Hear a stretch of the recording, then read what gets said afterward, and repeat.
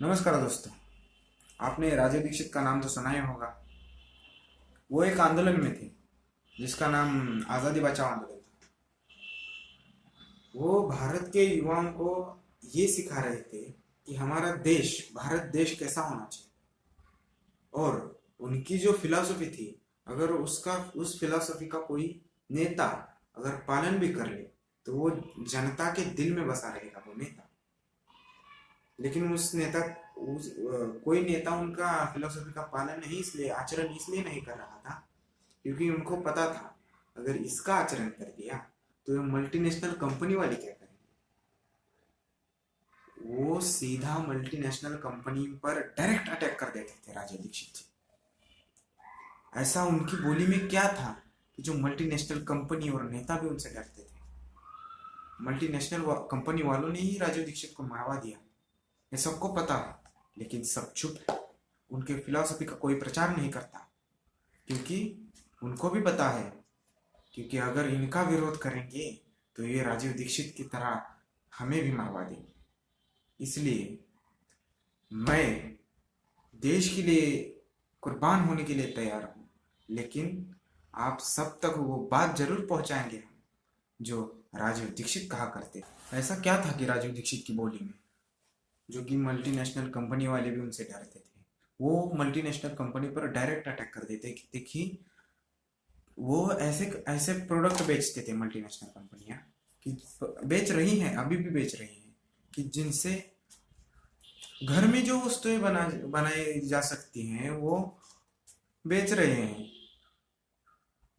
जो घर में बना सकते हैं वो बेच रहे हैं। ये किसका क्या अर्थ हुआ इसका। इसलिए राजीव दीक्षित जी उनका अक्सर विरोध करते थे। इसलिए मल्टीनेशनल कंपनी वालों ने राजीव दीक्षित को मरवा दिया। मैं और राजीव दीक्षित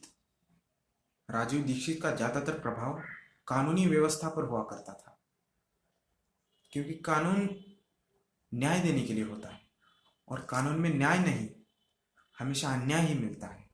अमीरों को न्याय और गरीबों को अन्याय मिलता है। ये भारत में तब से चला आ रहा है कि जब से अंग्रेजों ने राज किया, राजशाही मिटकर ये हुक्मशाही आ गई। अंग्रेजों की बनाई हुई कानून व्यवस्था जब तक नहीं मिटती तब तक ये देश गुलाम ही रहेगा। मैं आपको एक बात बताता हूँ और कि कानून व्यवस्था पर राजीव दीक्षित क्यों बोला करते थे। आप बताइए, अगर जो जंगल में रहने वाले आदिवासी हैं वो जंगल से लकड़ियां उठाते हैं इसलिए कि वो घर जाकर अपना खाना बना सके, खाना पका सके। और राजीव दीक्षित और ये कानूनी व्यवस्था क्या करती है, उनको अंदर इसलिए डाल देती है क्योंकि उन्होंने जंगल से लकड़ियां तोड़ी, झाड़ काटे। इस बात पर इस बात पर उन्हें जेल में डाल देते हैं और उन पर अभी भी मुकदमे चल रहे हैं। और जो ये सरकार हजारों लाखों लकड़ियां इसलिए काट देते हैं कि सिगरेट्स बनाने वाली कंपनियों को बेचने के लिए ये सरकार पेड़ काट देते हैं बड़े बड़े। तो आप बताइए कहाँ न्याय है। जो सिगरेट के ऊपर का कागज होता है वो उच्च दर्जा का होता है, उसे बनाने के लिए वो कंपनियां लाखों में बोली लगाते हैं और वहां लिलाव करके वो लकड़ियां खरीदते हैं। तो बताइए कहाँ कानून और न्याय कहाँ। वो बेचारे गरीब और ये अमीर।